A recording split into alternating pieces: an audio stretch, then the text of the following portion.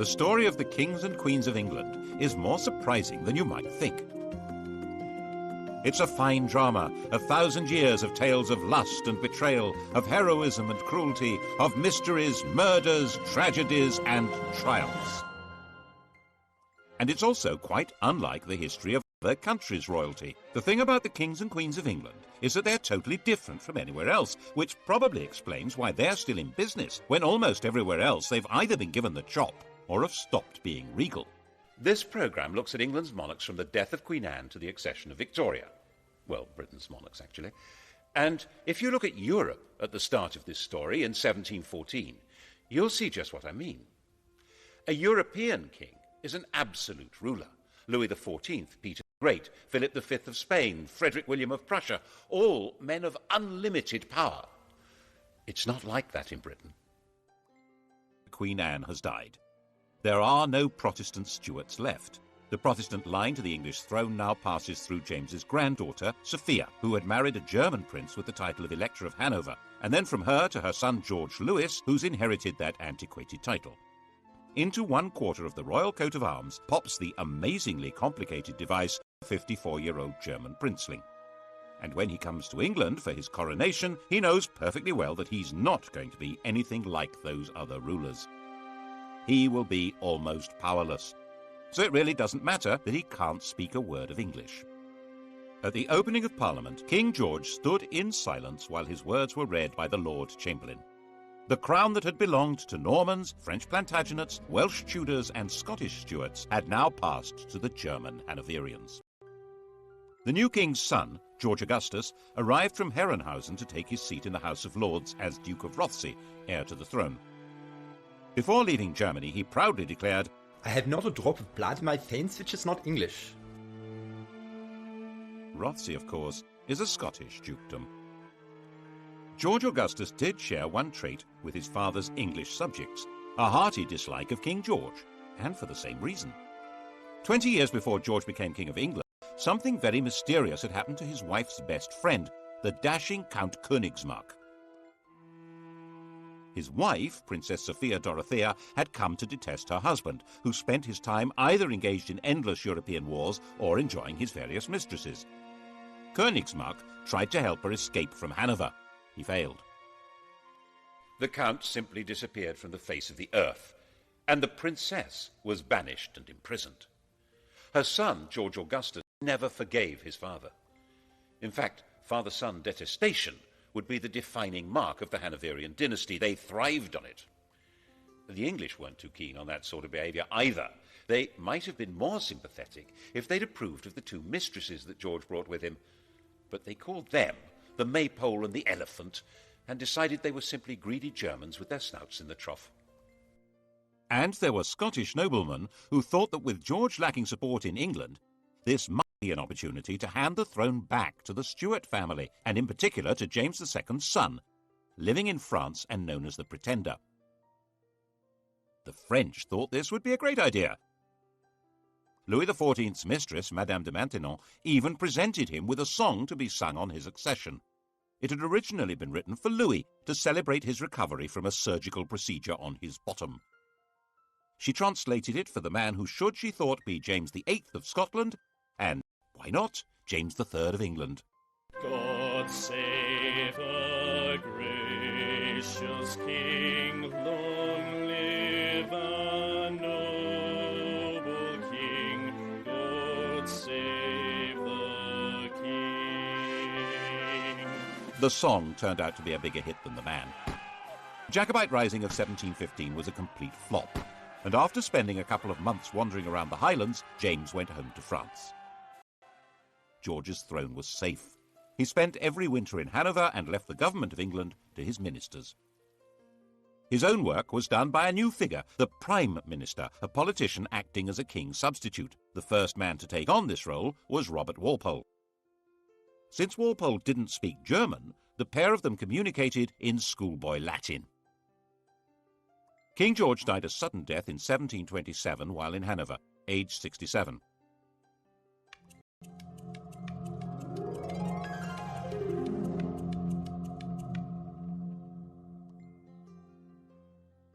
His son was living in Richmond, forbidden by the old man to take any part in court life or even to see his own children. When Walpole came with the news of his father's death, George II appears to have regarded it as a wind-up. "That is one big lie."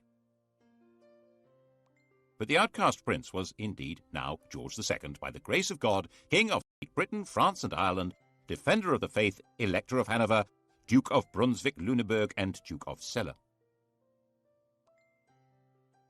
When he'd been convinced, he came here to Leicester Square. At the time it was Leicester House, where he'd been running his own court. And here he was attended by the Archbishop of Canterbury, who formally presented the most powerful documents in the world. When William the Conqueror and Henry II died, their wills established who would rule after them. George took his father's will and, instead of opening it, shoved it in his pocket. It was never seen again, to the great disappointment of his father's mistresses. George II's wife, Queen Caroline, had very firm ideas on what should happen next, and her husband was quite obedient. The result was that everyone who'd been hoping for their own promotion in a changed government was disappointed. Walpole remained Prime Minister. He'd promised her that she would get a personal grant of £100,000 a year, double the offer his opposition came up with, and very little actually changed at all. That included the traditional hostility between anyone called King George and his son. The son in question was now, of course, the son of George II, Prince Frederick. According to Queen Caroline, he was the greatest ass, the greatest liar, the greatest canaille, and the greatest beast in the whole world, and we heartily wish he was out of it. She would have said it in German. George agreed with the Queen and refused to allow Frederick to marry Princess Wilhelmina of Prussia on the entirely sensible grounds that I did not think that engrafting my half-witted coxcomb upon a mad woman would improve the breed. Prince Frederick's view of his father was, by contrast, quite balanced and objective. He's an obstinate, self-indulgent, miserly martinet with an insatiable sexual appetite. Obstinate? Yes. Self-indulgent? A fair point. Miserly? Well, he had slashed Frederick's allowance to make him less of a social rival. Martinet? Well, certainly a man of relentless and determined regular routine. And the sexual appetite? We assumed that as his right. For instance, he began seriously lusting after the beautiful young wife of the Count of Volmoden when he met her in Hanover in 1735, and he told the Queen that, "You must love the Volmoden, for she loves me." The popular view of the king was that he was a randy buffoon. He seems to have been flattered by the jokes about his sexual efforts. As his father had once done, Frederick ran his own alternative court, which was far more popular than the king's. King George II didn't like that. Mein Gott, popularity always makes me sick, but this makes me vomit. The pair of them even patronized rival operatic outfits. The king and his entourage went to see Handel at the Haymarket. Handel had written George's coronation anthems. His music was grand and glorious, altogether suitable for magnifying the greatness of a self-important royal personage.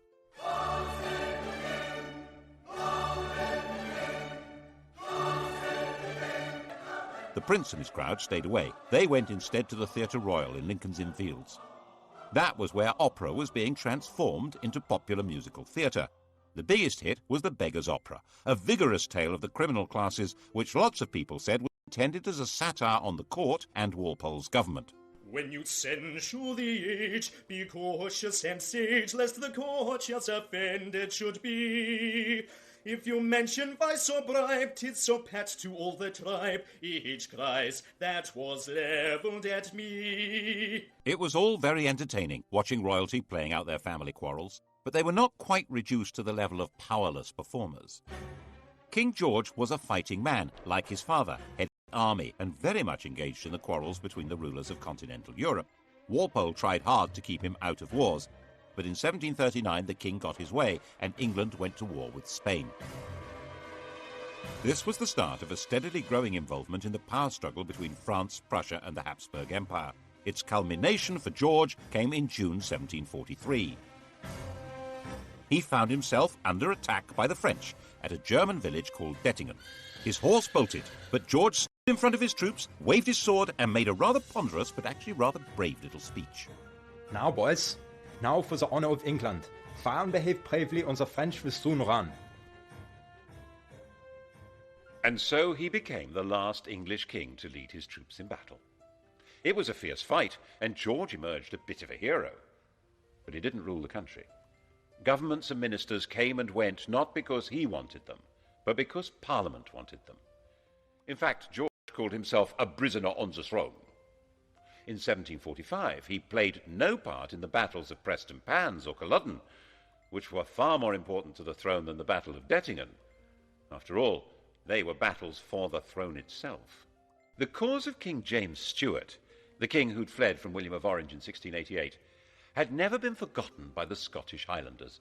Its supporters of a Roman Catholic monarchy, were called Jacobites, the Latin for James being Jacobus. James's son, the Pretender, had tried and failed to take the throne in 1715, and now, 30 years on, he was known as the Old Pretender. His son Charles, born in Rome, was the Young Pretender.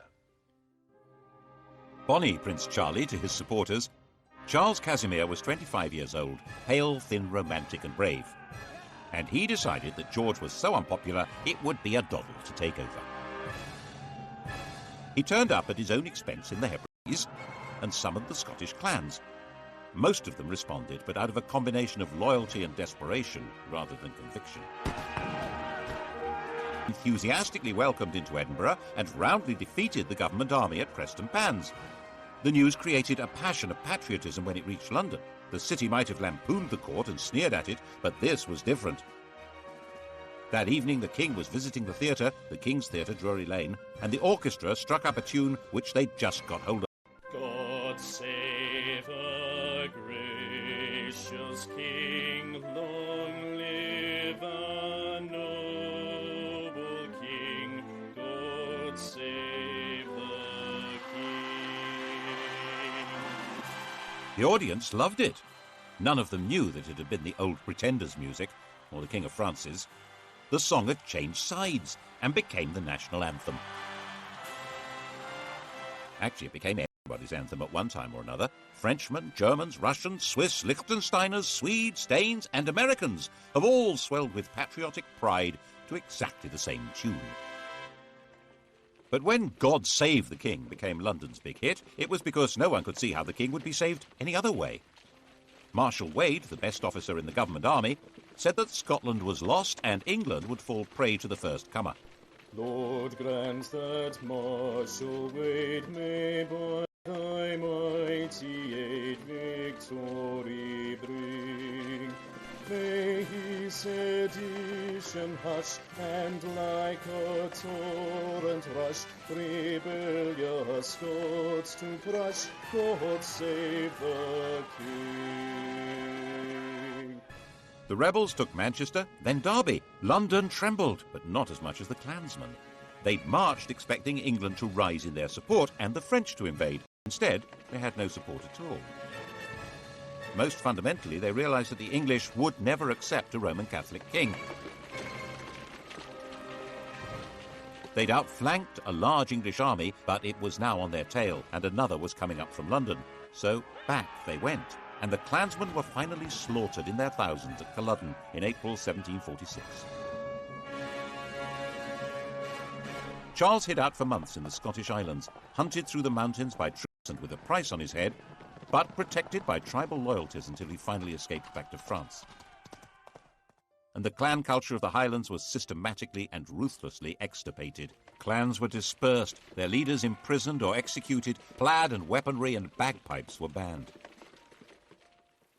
The would-be Charles III made a bizarre secret return to England in 1750, where he converted to Protestantism and expected this would encourage his supporters to have more hope. They were more impressed by his degree of attachment to the bottle, not so much the king over. George also found his other great enemy removed. His son Frederick died in 1751. He'd been hit hard in the stomach by a tennis ball, and the resulting abdominal ulcer burst and killed him. The new heir to the throne was a 12-year-old child, Frederick's son, George. But the great problems of the kingdom were outside the king's grasp.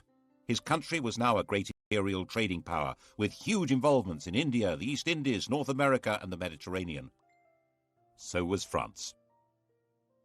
At the same time, continental Europe was constantly boiling over into war, and Hanover was in the middle of that. In 1756, the great powers finally locked horns in a do-or-die struggle that would girdle the whole world. This would become the 7 Years' War. It was truly the First World War. Britain fought in the name of its king, but that king now neither directed policy nor took part in the battles. A new world. In fact, affairs were so far out of the king's control that when he dismissed ministers he didn't like, they came right back again. So far as the English were concerned, this was just how things ought to be. Englishmen were entitled to liberty. The despots were on the other side, Catholic France and Austria. Their whole life, commerce, industry, and fighting force was directed by royal tyrants who ruled over starving and powerless peasants. And on the other side, Protestant Britain, whose commerce was run by men of business, whose industry was directed by free tradesmen, whose army and navy were run by heroes and manned by proud free men, and whose court was the centre of society, not of autocratic power. And that was how many of the British really did see it. Of course, they were also fighting with despotic Prussia, but that was a minor detail. The general perception was that this was a war of free Britons against European despots. Poor George died at the height of the war in 1760, and it didn't matter at all.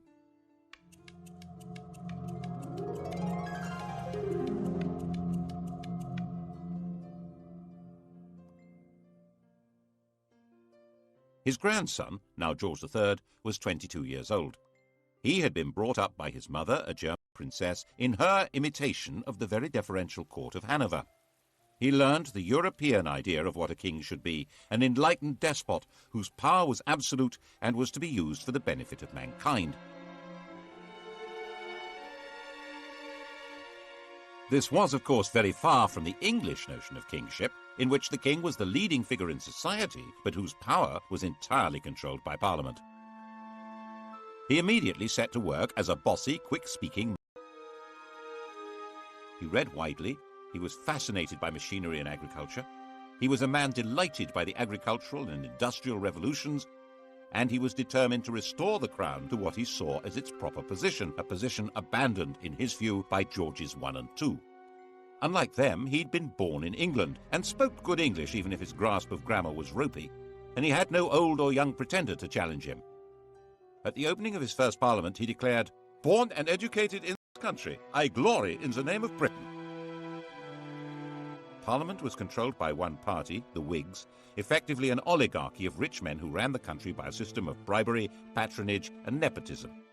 George felt that it was his job to improve matters.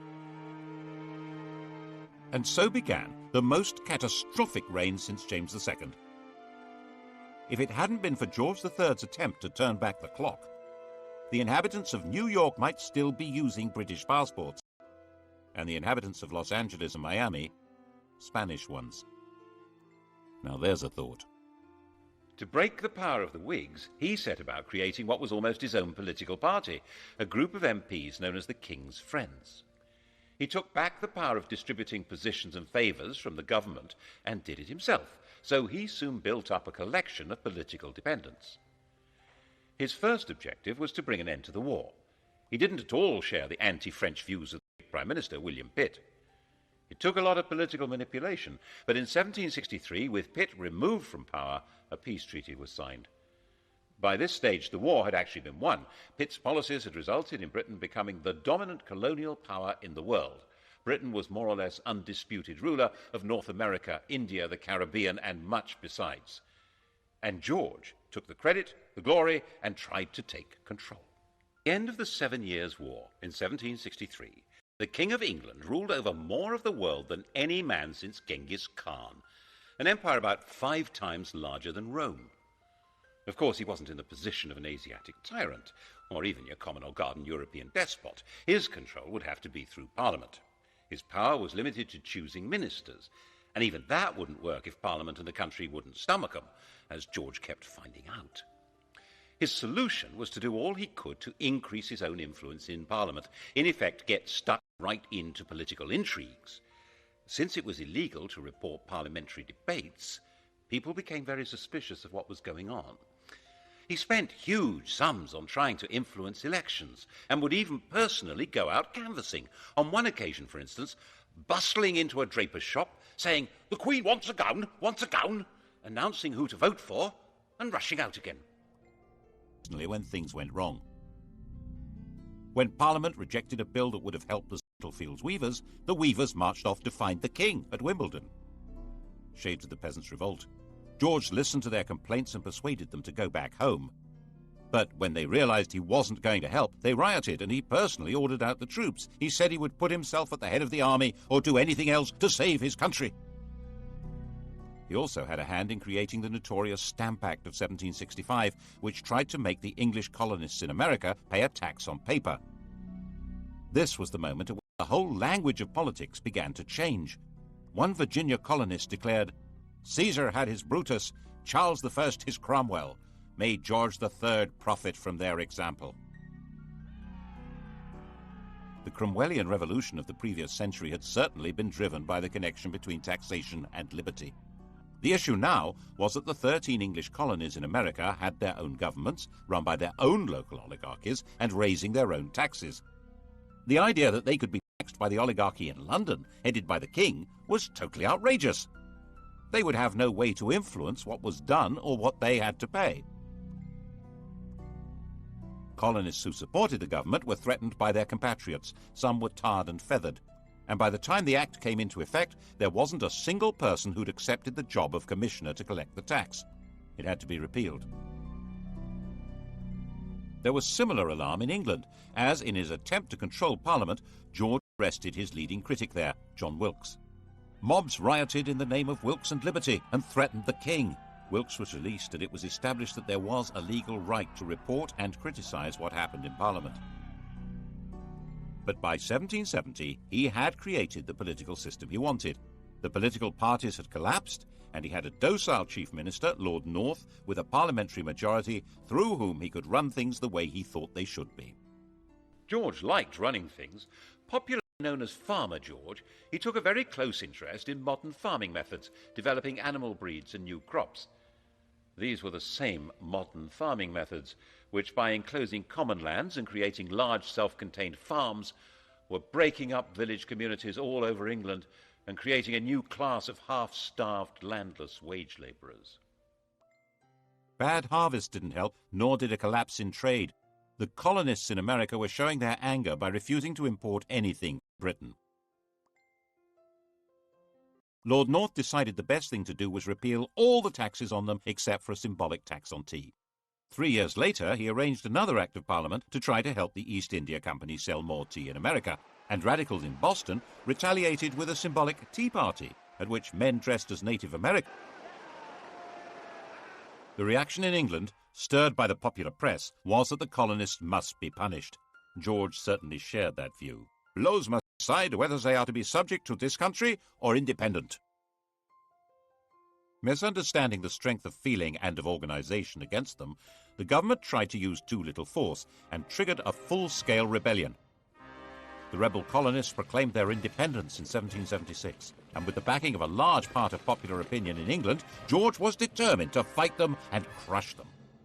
The result, as many less warlike Englishmen had been warning, was disaster for England. Even Lord North wanted out, but George was in charge. The American Revolutionary War became a campaign not against unjust government or English rule, but against the very principle of monarchic government. George's determination to be active in government and place himself at the heart of politics created a new republican movement, a language in which to attack the rule of kings. The Peace of Versailles in 1783 forced Britain to recognise the United States of America. 6 years later, our host at Versailles, Louis XVI of France, was himself called on by a revolutionary crowd who carried him off and set up their own republic. The process of destroying monarchy was underway. Did George understand what he'd done? He certainly fretted about the American disaster, and perhaps it was his own sense of failure that made him display signs of mental disturbance in 1788, talking incessantly and behaving oddly. His doctor thought making him bleed would help. When that failed, the Prince of Wales took over the treatment. The Prince of Wales was 26 years old, a dashing if rather fat man about town, and in the grand tradition of their Hanoverian ancestors, King George and his son hated each other. The prince lived in the house bought for his mother, the Duke of Buckingham's magnificent home near St James's Park.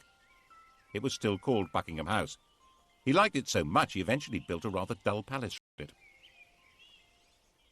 When he came of age, he'd set up his home in Clarence House, taken his seat in the House of Lords, and set about being a thorn in Daddy's flesh, partly by opposing his father's ministers and partly by his wildly extravagant social life, in the course of which he secretly married a glamorous widow, Mrs. Fitzherbert, after a passionate wooing process that included theatrically stabbing himself to safely produce as much blood as possible. The marriage was illegal. He wasn't allowed to wed without the king's consent. It was also significant that the lady was a Roman Catholic. In 1780, anti-Catholic rioters stirred up by Lord George Gordon had taken over London for a week. Eventually dispersed by troops on the king's orders, the Gordon Lord George. Prinny, as his friends called him, spent his time in gambling clubs, in the company of dandies like Beau Brummel, and put much energy into building the bizarre and spectacular pavilion in Brighton. That's where he was when he heard that the king was mentally ill, and he hurried off to Windsor to take over. 28 years old, he was going to be regent. When the king saw his son, he physically attacked him. He threw Prinny against a wall. The poor boy burst into tears. There was then a huge political battle over what powers the regent would be allowed to have. His own bunch of politicians led by Fox on one side and the king's led by Pitt on the other. Fox's supporters saw Pitt as a sort of fungus with as many arms as an octopus, growing on and taking over the royal dunghill. And the Prince of Wales brought in his own physician to treat the king or torture him. The royal physicians blistered the king's forehead to draw the poison out of his brain, forced him to take useless drugs, ordering servants to sit on the king when he resisted, and refused to let him have a fire in his room during the terribly cold winter. All this when the country was anticipating French invasion and radical revolution, and volunteer regiments were being formed as a desperate line of defense. Very desperate. Finally, new physicians were brought in who gave the king gentler treatment, and he recovered. In 1801, before the arguments over how the regency would function had been resolved, the king was back in charge. But not in the way he had been. The American defeat had been a personal disaster for him and dramatically weakened his political position. In an effort to reassert it, he'd installed a 24-year-old as Prime Minister and Chancellor of the Exchequer, thinking that here at least was a politician he could control. But William Pitt's son, Pitt the Younger, was shrewd, capable, and fully understood that George depended on him, so he held all the cards. And it was Pitt who had to decide how to deal with the spread of revolutionary Republican ideas from America and France into England. The same ideas that had been voiced in America about no taxation without representation were being heard in England, where huge new manufacturing towns had grown up, which had no member of Parliament. 3 years after the French Revolution, political reform societies called corresponding societies were founded in England. Riots were breaking out in the Midlands, in East Anglia, in Scotland. Attempts were made to kill the king. He was booed and stoned in London. And the French legislature passed a fraternal decree offering aid to all peoples seeking to throw off the chains of tyranny. Once war began with revolutionary France, political radicalism was plainly treason, wasn't it? The government decided on a policy of definitely without trial. The government charged people with treason for organizing public meetings calling for political reform. When they were acquitted, acts were passed which extended the definition of treason to include speaking or writing or bringing the king or his government into contempt. To back it up, a system of internal spying, an agent provocateur, was instituted. Postmasters were given the job of reporting to the Home Office anything suspicious that they heard or that went through the mail. Public meetings needed special licenses. When William Blake the artist found a soldier in his garden, he drove him out, shouting, "Damn the king and damn all his soldiers, they're all his slaves." Bad idea. He was put on trial for sedition. The king himself was actually quite popular. He was generally seen as a kind-hearted, slightly bufferish sort of a person, but he was still ultimately in charge of what was going on. And when even Pitt insisted that Catholics would have to be allowed the same rights as Protestants and permitted to stand for Parliament, George forced him to resign.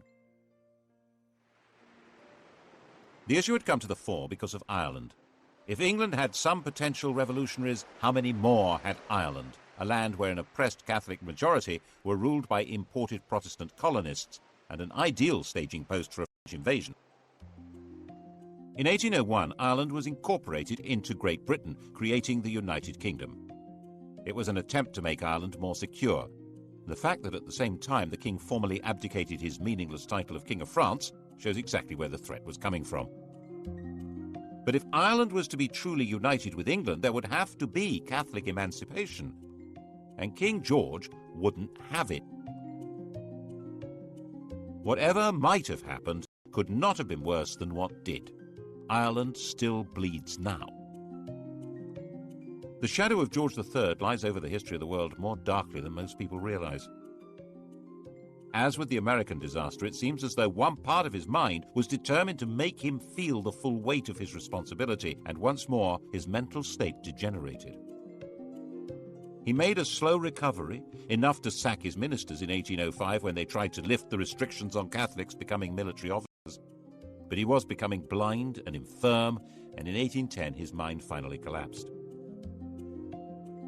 No one's quite sure what was wrong with him, but a strain of hereditary insanity had run through the royal family ever since Henry V's marriage to Catherine de Valois. Blind and deaf, suffering from abdominal pains and dementia, his body lived on, but his reign was over. Prinny took over at last.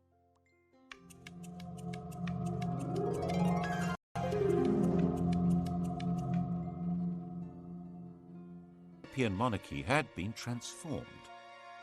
The enlightened despots had fallen. Napoleon's empire had swallowed them up, replacing them with dictators from his own family or under his control.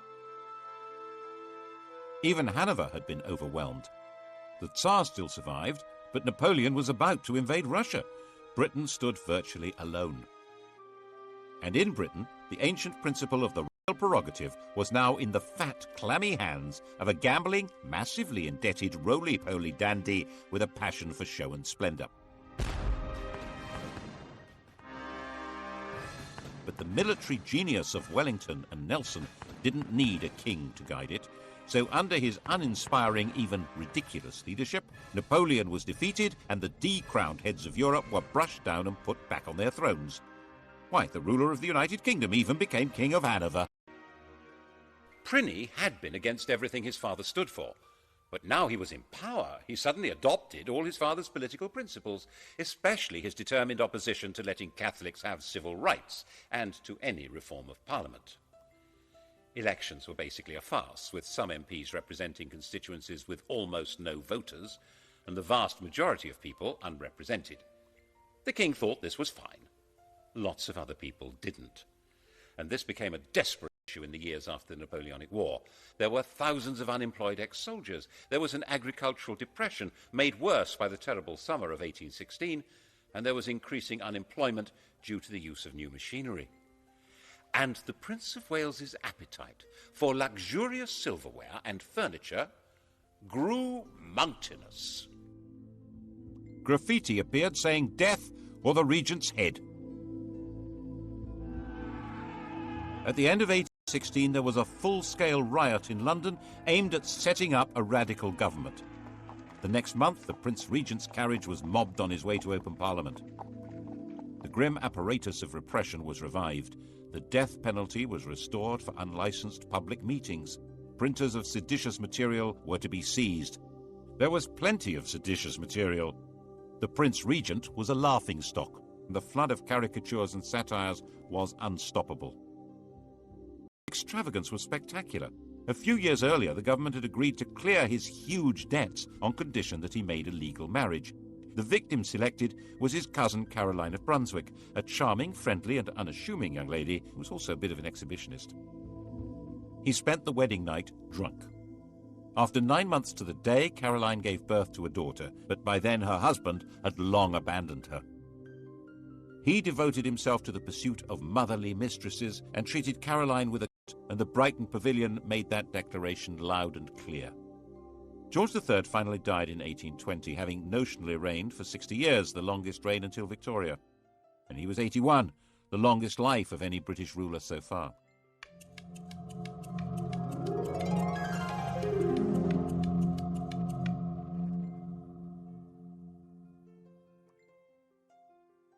Pliny was now king. His wife Caroline now decided to come to England from her exile on the continent and take her place at her husband's coronation. An immediate attempt was made to pass an Act of Parliament divorcing the royal couple, but it was dangerously unpopular and had to be abandoned. She turned up for the coronation at Westminster Abbey, but the door was closed in her face. The coronation, fabulously expensive, was performed in complete privacy. She went away broken-hearted and died less than 3 weeks later. Her body was to be returned to Brunswick for burial. The king, nervous of a riot, insisted that the coffin should not be transported through the city of London, but it was seized by Londoners, who staged their own funeral procession with it and were gunned down by the house guards at Hyde Park Corner. Afraid of being attacked and afraid of being laughed at because of his great swollen body, from 1823 King George IV avoided being seen in public. He even built a tunnel to allow him to get from his rooms in Brighton Pavilion to the riding school in private. And of course it was said ever since that it connected to his mistress's house. It became essential for the government to break the king's opposition to reform, especially with regard to Catholics, but he held the power of veto. The arguments went on hour after hour, day after day, with the king becoming more enraged and more ill, until finally he broke. By February of 1830, he was partially blind and raving, convinced that he'd commanded a division at Waterloo and ridden a winning race at Goodwood. And so he died. And they found 50 years of coats, boots and pantaloons, and countless bundles of women's love letters, of women's gloves, of locks of his many mistresses' hair. Why on earth did Britain need a king? What use was he to man or beast? Why in heaven's name wasn't there a revolution? The truth is, no one knows. Some historians think it was a result of Methodism becoming popular, diverting poorer people's energy from politics into religion. Some think it was patriotism in the age of empire, that king and country was a slogan that helped people pull together against Napoleon. But perhaps, given the riots, rebellions and mutinies, it was due more to the efficiency of the police state and the forcefulness of repression. And lurking at the back of people's minds was the distant memories, echoed and made more terrible by the vision of the guillotine in France. Always keep a hold of nurse, for fear of finding something worse. Despite George's enthusiastic sexual enterprise, he had only produced one legitimate child, and she died in childbirth. The heir to the throne was his brother William, who was 54.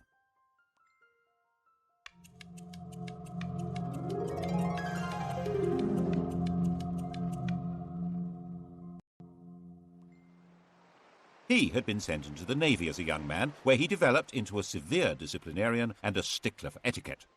After he left, he took an actress, Mrs. Jordan, as his mistress, had lots of illegitimate children, and was given to making tactless speeches with not much intelligence.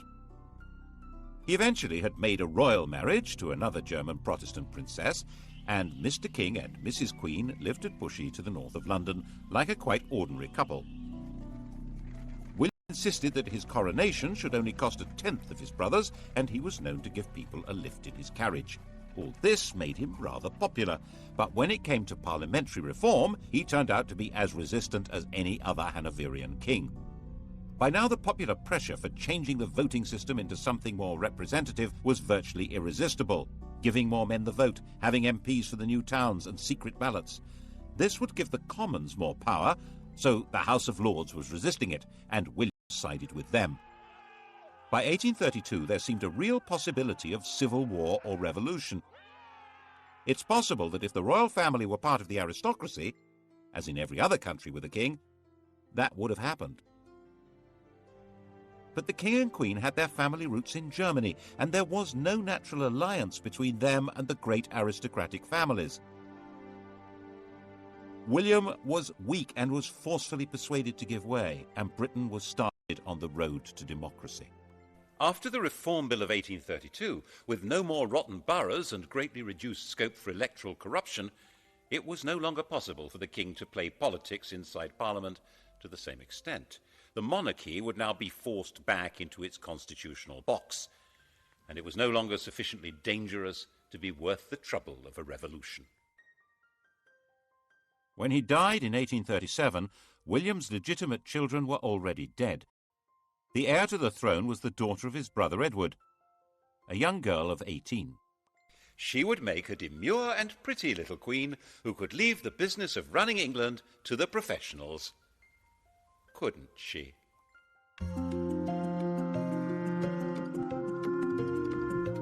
Sky Digital viewers, press red. On UK TV History next, the modern kings and queens of England coming up here on History, and starting on documentary, The Best of British. Blue Planet.